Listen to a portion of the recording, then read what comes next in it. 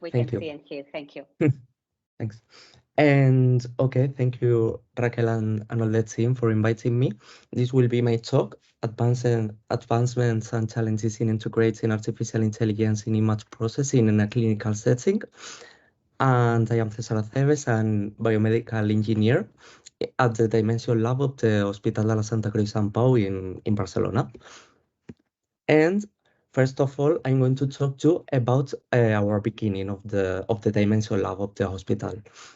We started in 2019 by buying some 3D printers to do some 3D models, the classic 3D model of the heart of our patient, or I don't know, an aorta of this patient with a special congenital disease. And in 2020, with the pandemic, it was an inflection point because in the hospital, there are some clinicians, especially Abdel Hakim Mustafa, who designed actually this 3D mask and the design was free, and they were not commercialized, and there were like printed 1 million of them, and also some biomodels of lungs and lungs with and without COVID were also designed and 3D printed, and we started generating this value in the hospital, also by collaborating with some important companies, especially HP, that they have a really interesting technology for 3D printing in color. And officially, we started in 2022 in the hospital with the Dimension Lab, which is a unit of the hospital, a department specialized in planning of complex surgeries by means of 3D printing, artificial intelligence, etc. And it is interesting that the core of the team is composed not only by engineers or clinicians, but for surgeons, engineers, and radiologists, experts in clinical medical imaging. And this is fundamental. And the three main missions of the Dimension Lab are healthcare, the most important one, the assistential part, also research and training, teaching, sorry. The first part, the healthcare mission, consists of providing the healthcare support through advanced surgical planning and design and manufacture of custom-made medical devices with the use of 3D printing, mainly. And it can include these four different products, which are the anatomical models that can be virtual or printed, also the virtual surgical planning, the surgical guides, and the custom-made implants. And it is important to remark that they are personalized, each one for one patient and one concrete surgery. And also these products provide a solution for these specific surgical needs that standard methods or standard devices cannot fulfill. You can see examples of the four products. This is the first product, the anatomical model, that, as you can see in the image in the left, they are made from the medical image, in this case, a CT scan. And it is also fundamental to say that these images and this model, the control of the models, the segmentation should be validated by a radiologist. And also these models are done because a clinician, that can be a radiologist or a surgeon, ask for the models. So it's important, as I said before, the collaboration between the three groups of professionals. And in the right, you can see some of the really nice models that we can print in collaboration with HP.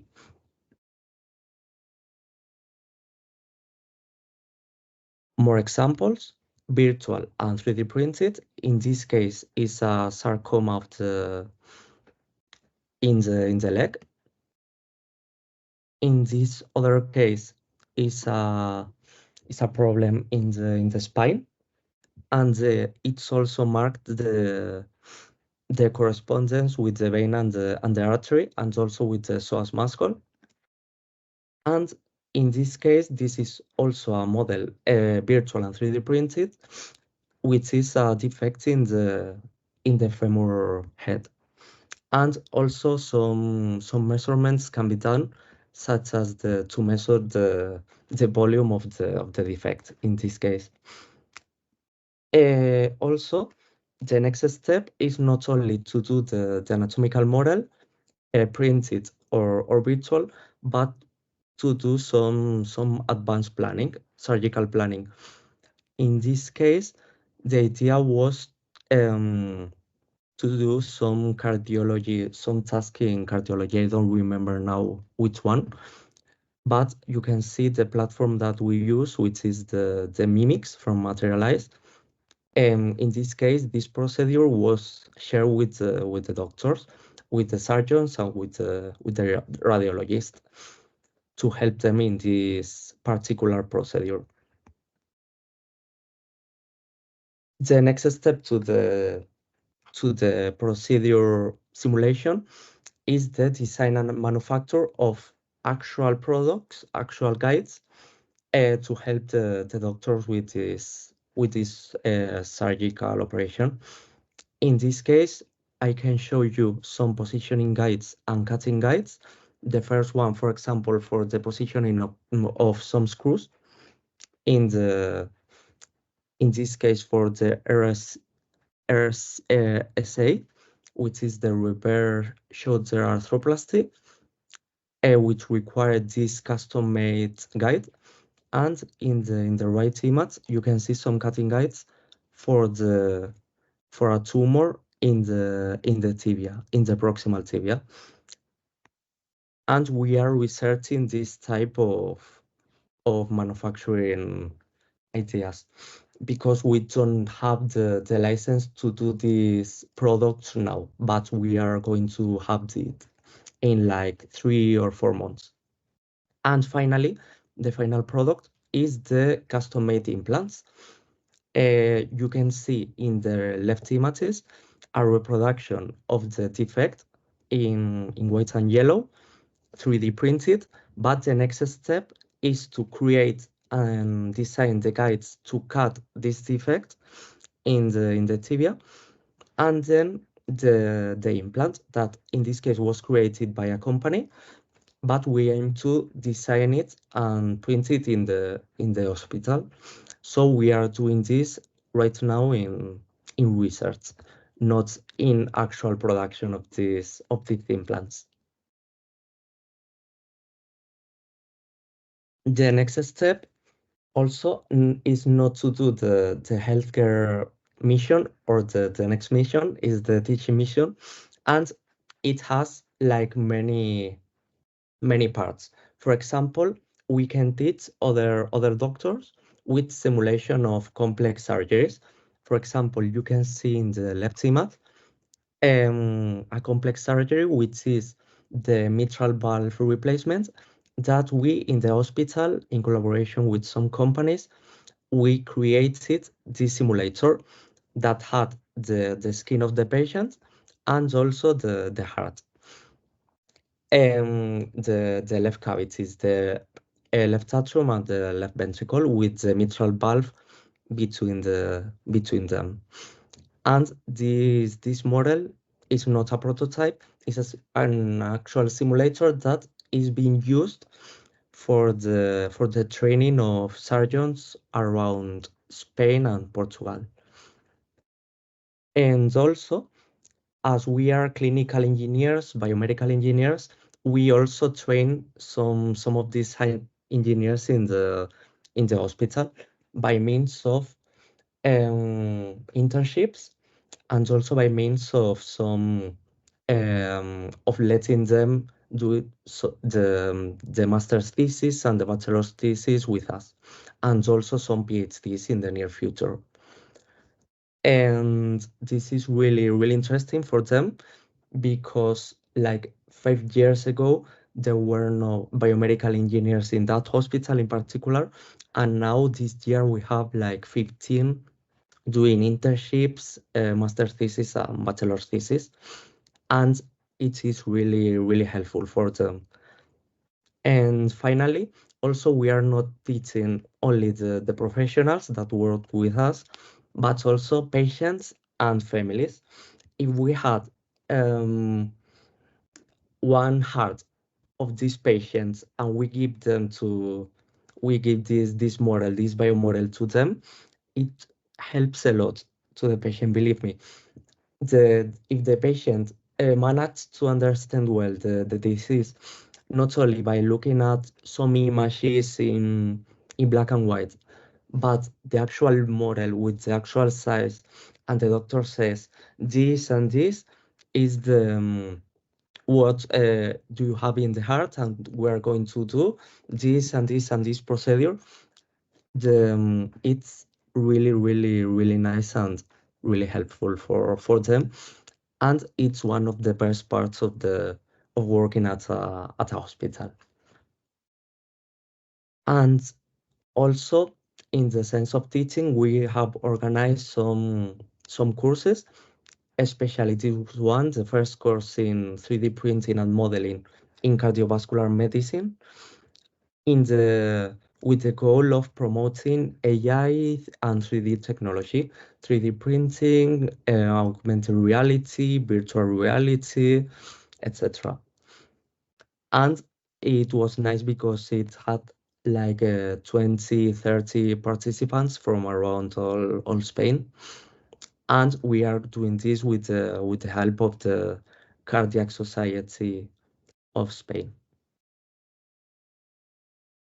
And finally, the last mission of our Dimension Lab is the research mission, which is to integrate 4.0 technologies in the clinical workflow, especially artificial intelligence, also simulation, and additive manufacturing, combining this with big data, augmented reality, Internet of Things, etc. And these are some of the research lines. This is not updated, but we have a lot more students with us and projects. And one of the main lines is the AI platform. And also we have a lot of experience with 3D simulation. As I said before, the research and design of patient-specific instruments, and also numerical simulations, for example, fluid dynamic simulations.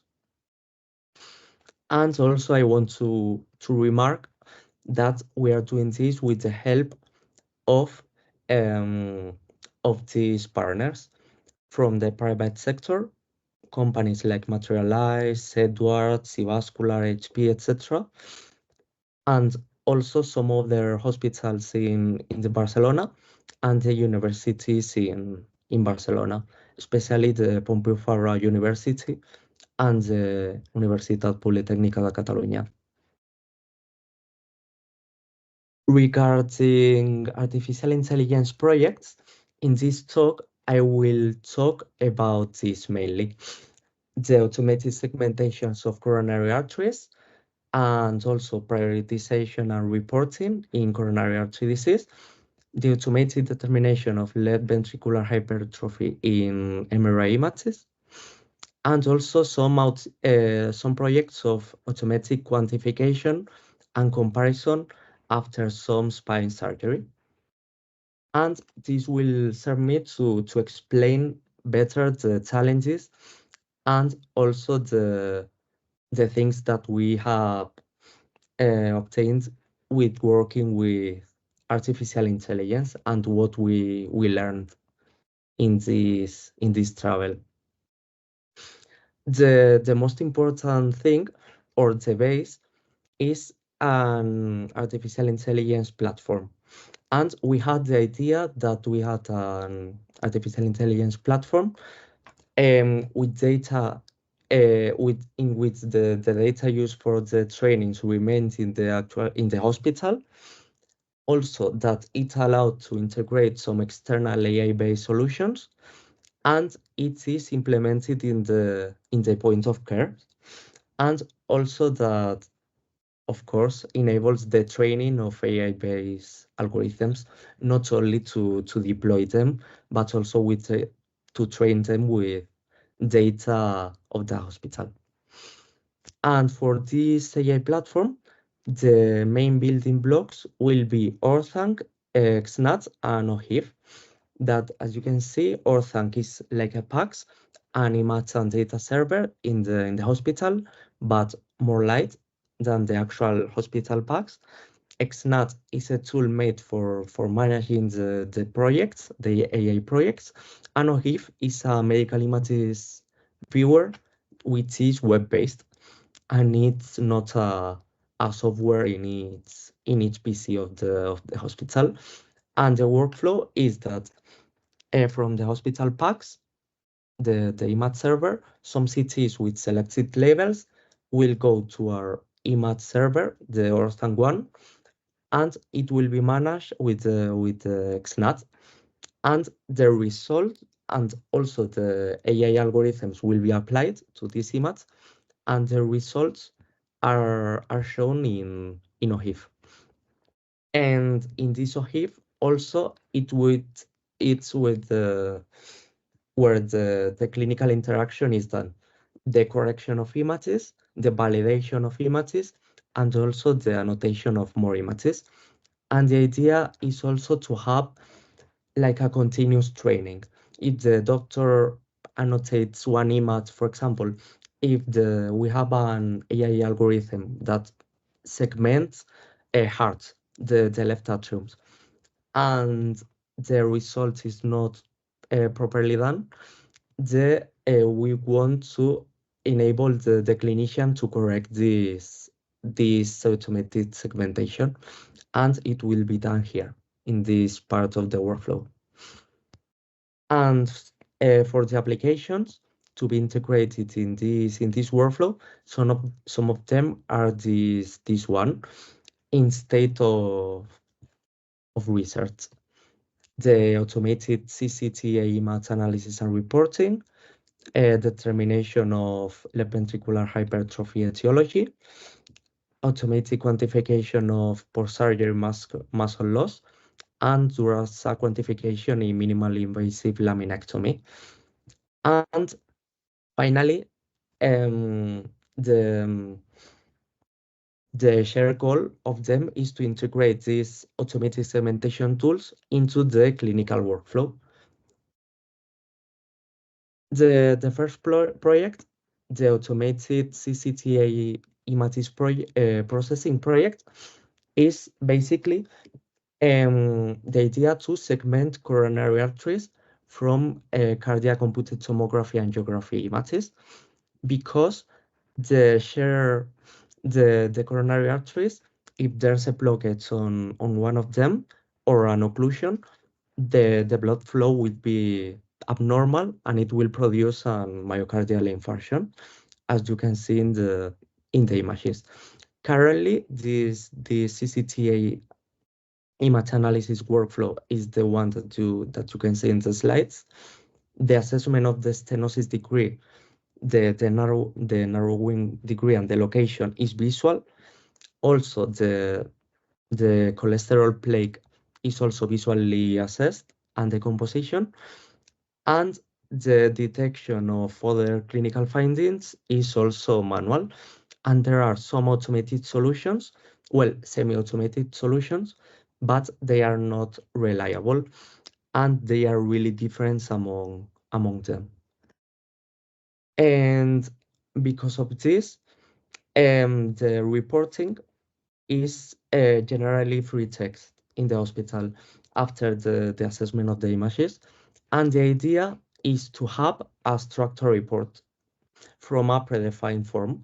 And in the hospital, we were developing this in the last few years, and according to some clinical guidelines, in this case to CATRATS 2.0.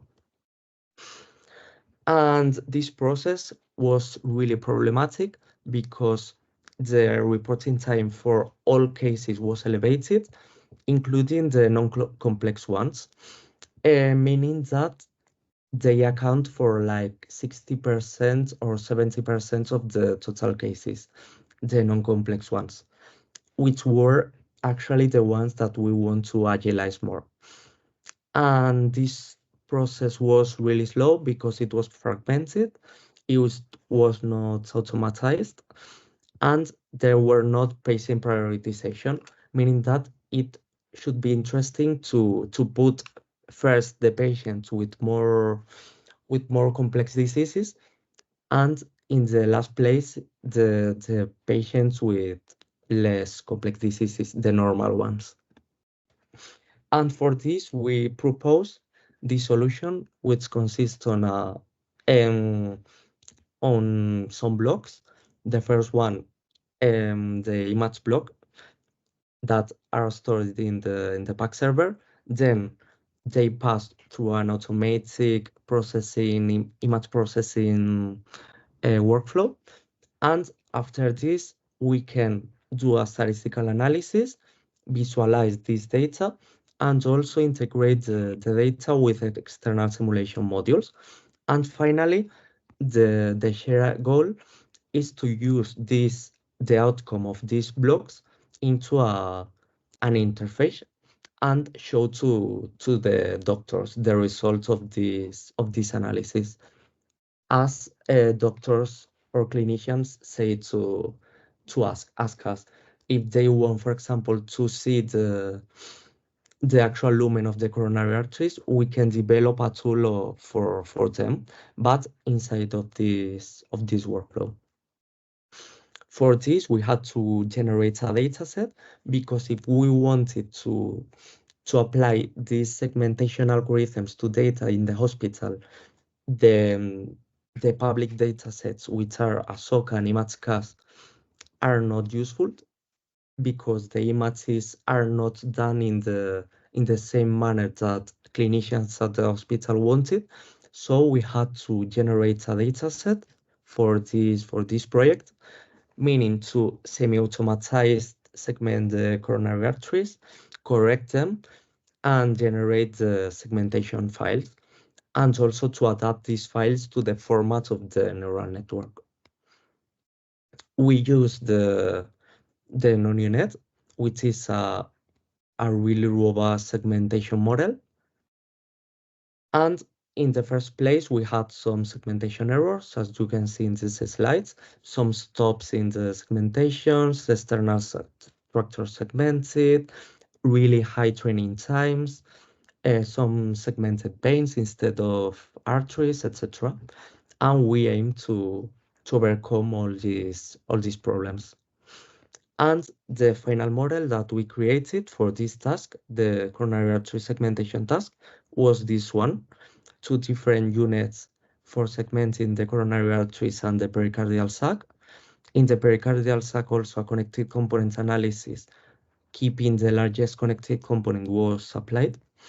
And then they were intersected, booleanly intersected. And after this, the final segmentation was achieved.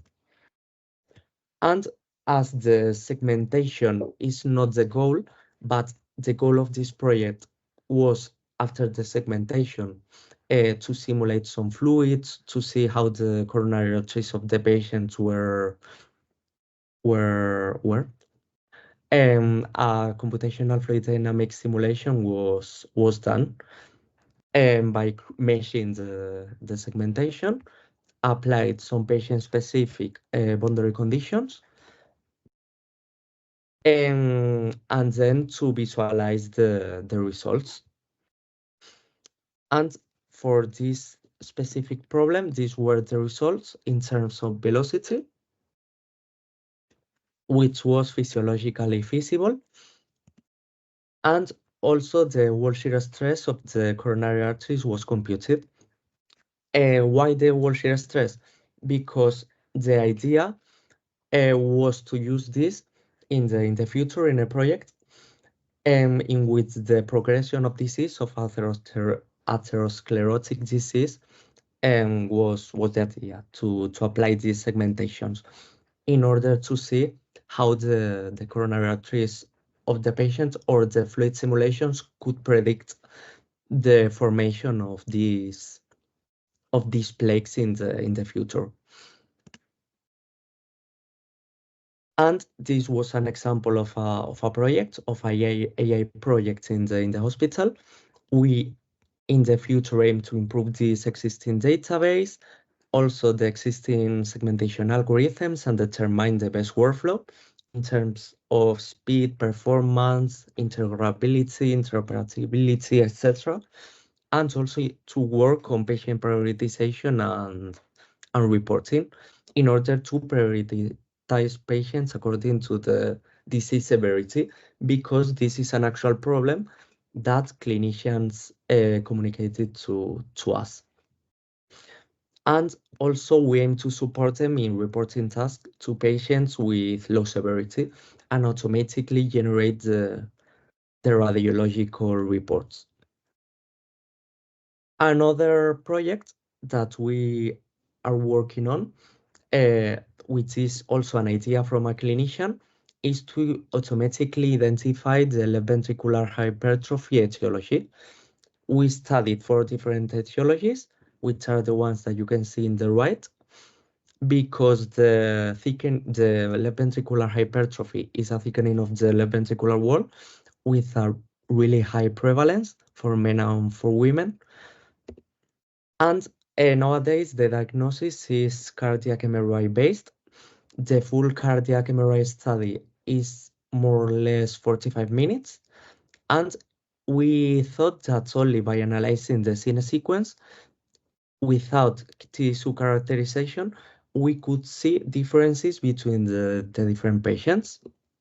For this, the workflow of the study was first to pre-process the data, the CMR images and the clinical data, which is a really complicated task to create an organized database for a project. It is really a pain to create a well-done database. Then we process these images, we encoded the clinical data and pre-process the images for segmentation and classification. And then the idea was to automatically segment the images, the left ventricle, the myocardium, and the right ventricle, and also to design the neural network to classify etiologies. The segmentations that we obtained were not good enough with these algorithms, and then we aim to classify without these segmentations. Firstly, only with the images and with some clinical data, with 3 different clinical data, and also by classifying the images without this clinical data. And the results were not good enough because it was the project of a bachelor thesis last year, but we learned some lessons. The first one is that we cannot use the AI-based methods as a substitute for diagnostic approach. As you can see, the results were not good enough in this specific problem. But in the future, we can incorporate this technology into routine clinical practice by generating this trust with achieving really high indicators of performance indicators. And it has really a lot of potential to reduce costs and time associated to diagnostic procedures. For example, as I showed before, we can reduce the times for 45 minutes to more or less 5 minutes, reducing the waiting time for patients and improving the access to healthcare in this project. And also we should do a further research in order to enhance the performance of these algorithms and also to gain acceptance in these clinical settings and generating trust, as I said before. Other projects led by a clinician in the hospital was to automatically analyze the dural sac in minimally invasive laminectomy, which is a surgery to remove the lamina of a vertebra in the spine, and it can alleviate pressure on the spinal nerves or the spinal cord. It basically opens the spinal canal, as you can see in the images. And the objective of this project was to analyze the difference in various variables of the dural sac in pre and postoperative cases of open laminectomy, and also to compare with the minimally invasive spine surgery laminectomy to assess the advantages of the minimally invasive method. And normally these projects are done with a doctor manually segmenting the images and also performing some clinical or statistical analysis. And in this case, we took advantage of an external AI segmentation method, which was total segmentator, and we automated the whole project with this total segmentator. Firstly, the image segmentation was automatically done. You can see the results of our automated segmentation, detecting really well the spine and the vertebrae. Then the ROI was detected because we in this project predefined where the area of interest should be. Then the pre and the post segments were registered. And finally, some shape analysis was done in order to see well the difference and quantify the difference between the pre and the post, especially in terms of shape. And the results of this analysis are not um, are not done yet, because the last part of this project is to automatize this obtaining of methods. These are currently being validated by the clinicians in the hospital, because they are the ones that say this is a good metric for assessing the change, and or this is not a good metric. So when the final metrics are defined by the team of the clinicians and the engineers, this project will be finally automatized and published, and we aim to publish it in the next few months in a publication. And the final project that I'm going to talk about is also an automatic quantification of a volume. In this case, of the psoas muscle volume loss after the spine surgery, because after the surgical intervention, in some neurosurgery cases, there is some atrophy, or the clinicians say, I can, I think that there is some atrophy in the psoas muscle in the operated side. And in this case, the pipeline was quite similar to the pipeline of the last project that I talked about, with firstly some pre-processing of the images, automated pre-processing of the images, and then some automated AI-enabled segmentation of the images pre and post surgery. And these automatic segmentations served to determine the variation between the pre and the post surgery, sorry, accounting for the difference in volume. And this project is also being finished, and that's why I cannot show the results yet. But the interesting thing of all these examples is that we can extract some conclusions, and one of them is interesting because we saw that the best performing working groups are composed by clinicians and engineers at the hospital, and also researchers at university. because clinicians in the hospital can say, this is the clinical problem, and we want it to be solved in the most automatic manner. The engineers at the hospital can manage what the clinicians want, and also they are connected with more researchers at the university, and also the researchers at the university and at the hospital can know well which is the state of the art. For example, in the case of the last two projects using total segmentator, it could be used 1 week after the official release of the software, because the researchers at the university and we at the hospital, we knew about it, and afterwards we have been using it also in the clinical workflow, and it's really interesting and really useful. And the next conclusion is that the AI-based algorithm should be used to address actual clinical needs and work complementarily to doctors. For example, not to do a diagnosis, for example, but maybe to support them in the normal cases. If you have a AI algorithm that can say this is or we want it to be to define well the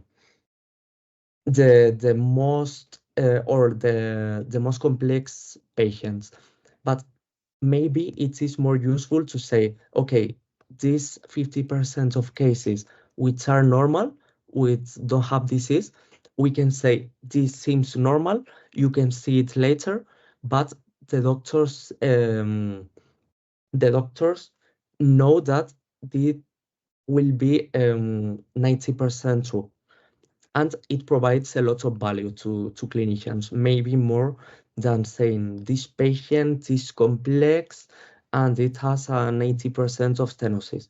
We can just say this patient seems to have a stenosis and this patient seems not to have it. And that is related to the third conclusion, which is that it's maybe it adds more value to deal with projects that have maybe a solution which is easy to implement. Like in the case of automatically segment some structures of the human body, we can get advantage of it, and it will actually provide more real value.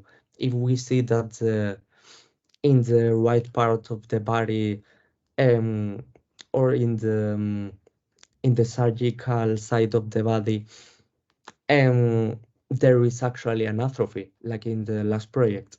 Maybe if there is actually an atrophy, the procedure can change, and it adds a lot of value. And that's because, well, AI is not an end in itself, but it's a means to an end, which is in the last case to help the clinicians, and yes, and also to help us engineers in helping the clinicians. Thanks. Thanks very much, Cesar. Brilliant presentation, very complete, lots of projects. We can see you are doing a lot of work and trying to integrate these AI solutions in your hospital. We have now roughly 15 minutes to make questions, comments to Cesar. So if there is any comment or question, now is your turn. You can just open your microphone or you can just type it in the chat and I'll be very happy to facilitate any question. In the meantime, I do have some questions, Cesar, so I can start with one. So you were saying in your final slide, maybe AI, yes, complementing the clinician's opinion, but not maybe not for diagnosis. And that sounds like a very heavy statement that maybe does not apply to any disease, right? So what's your opinion on that? Because that was an opinion from doctors, or that was an opinion from your own research? that you've had problems for diagnosis? Maybe it's an opinion from me working at a hospital, because I have both work in a research group and at a hospital as a researcher in both sides, and maybe in research groups at a university they tend to be more, I don't know how to explain, but to complicate themselves. And in a hospital, you can maybe see that the simple things that can be, I don't know if AI can apply to it, but AI can be applied to it, but also it can be automatized in other ways, and it's not done. And I think that maybe we can start with this, with implementing more simple solutions, AI based or not.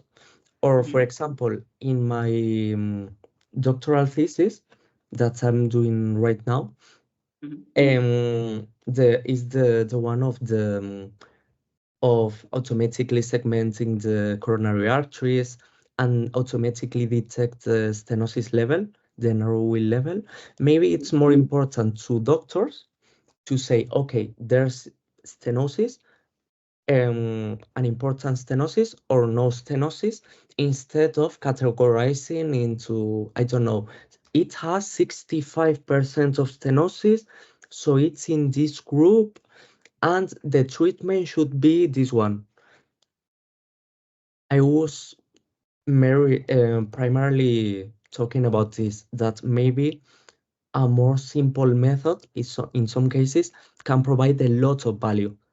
But if we complicate a lot from the beginning, we cannot arrive to the simple solution. So yeah, I can see your point. So you're arguing about how important is that the information that is given to clinicians, it's a clear information. Maybe. So that they can really understand, and yeah.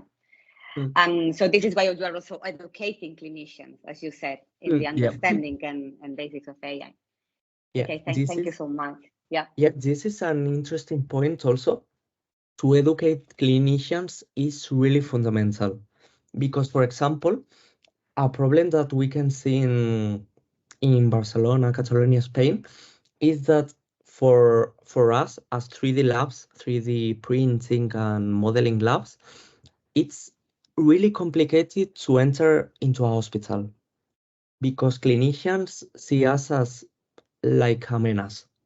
And in our case, in San Pau Hospital, since our manager is a clinician, is a cardiologist, Abdel Hakim Mustafa, this is really, really more straightforward than in other hospitals, because as he is a clinician, he knows how to talk to our clinicians, and they see us like more or less equal than them, not a menace. That's a very interesting point. How to build the trust that is needed so that clinician can really incorporate, use, and believe ultimately the results from an AI system. Just you said, this is being just created, developed at San Pau, Hospital of San Pau in Barcelona. But I was just wondering, you are doing a lot of job. Is this also being used, I don't know, or shared in kind of network across other hospitals in Catalonia or maybe in Spain? You mean the part of the 3D or in general? Well, your project in general, your pipelines look very interesting. And I was just wondering if this is only to be applied at San Pau, or this is going to be also shared by other hospital or university hospitals across Catalonia and Spain. We are doing right now more in the research, as a research, not in full implementation. But for example, if from this research we can patent something or develop an actual software that we didn't to the moment, also we want to integrate it at least, or to talk with politicians at the government of Catalonia and say them, okay, we are paying for software that do similar things a lot of money. We can do it internally using our data and real patients of the Catalonia area, and not from, I don't know, America or the whole Europe. Mhm. You are working with funding from these partner companies, or you are also having some public funding to develop your project? We have public funding from the hospital. Also, we aim to do some or to ask for some grants and funding, but for the moment, as we started really recently, we don't have any funds, more than the funds of actually doing our job as an engineers I at the understand. hospital. There was this grant, very big grant that the Spanish government was giving, the 2.5 million recently for AI, to develop AI solutions. And I think that your project could fit very well if there is another opportunity. Yeah. So is there any other question by the audience? Please, you just raise your hand or write a comment in the chat. As I have a lot of questions, I will be blocking the other person. So Diana, please go. Yes, thank you. Hi, I'm not sure. Can you hear me? Yes, Yeah. we can hear you perfectly. Thank you, Cesar, very much. I think that's really mind-blowing, and it's like a TV series that I watch. But I think that I particularly like the idea that sometimes it actually helps patients, like all the visualization. Can you give like some more examples? Basically, how do you use that like for the patients to help them to understand the procedure or? Thank you. I don't know. Let me find something, because we had these projects. This is a photo that I have in my laptop. Can you see it well? Yes, we can. Okay, this is a 3D model for breast cancer. You can see the breast in white, the actual nodule, cancer nodule in green, and around it, it's like the region of interest of 1 centimeter in each side, and it's positioned over the pectoral muscle. And if a patient sees the MRI of her breast, maybe it's complicated to determine it from the surrounding tissues, from the veins, from the arteries, etc. But if a patient sees this, immediately she can say, "Oh, is that big? Oh, it's right here. Okay, I see it." And the doctor says, "We are going to remove this nodule or this breast cancer here." Actually, he or she can cut the model and say, "We are going here," or for example, with a pen or a pencil, enter the model and remove this part. And it provides a lot of value, and it's really helpful to know exactly or more easily how diseases are. Or for example, we had some models with stenosis, coronary artery stenosis, that it's made from a buildup of plaque, of cholesterol plaque, that ended into a myocardial infarction, with the part of the myocardium of the ventricle in a different color. And the doctor can say, if the what you have is this narrowing in the coronary artery, the blood cannot arrive to the myocardium. You can see it in this piece of the model, and the consequence is this one. And you may have this consequence if you are not treated this way, for example. And there is a click in the minds of the patient, because also I saw this click, and patients that had, I don't know, some bypasses, being shown this model of bypass and say, "Oh, I had this. Ah, okay, now I understand." 10 years later, 10 years after the intervention, and it's really helpful for the patients. Thank you, Cesar. This is really interesting. Is there any other comment or question? But a thank you very much from Diana in the chat. I was just wondering, because as you are doing this 3D model of a part of the body which is affected by a disease, and this is like very visual for patients to understand, I was just wondering how we can also tell them about an AI algorithm predicting an outcome for them. That's a little bit more tricky because it's more abstract, right? But we should also find a way to do so. Yeah, I actually, as we didn't develop this AI-based exact solutions or end-to-end solutions, and we didn't implement it into production. We didn't fight to do so, but maybe, I don't know if patients, but the first step is to show clinicians and tell how clinicians will be validating these tools, because I think this is the first step when an algorithm is validated, in the sense that you can say, okay, this algorithm has 100% of accuracy. The next step is to convince doctors to use it. And maybe, I don't know if all clinicians can be convinced in the same way, but maybe the youngest ones can be the starting point to be convinced, because they can be more familiarized with some AI-based tools, for example, ChatGPT and the DALL-E image creation models that are available. And we can start with them by just telling, as you can see, it works. You can validate in it. It's not the final goal is not to substitute you, but to help you.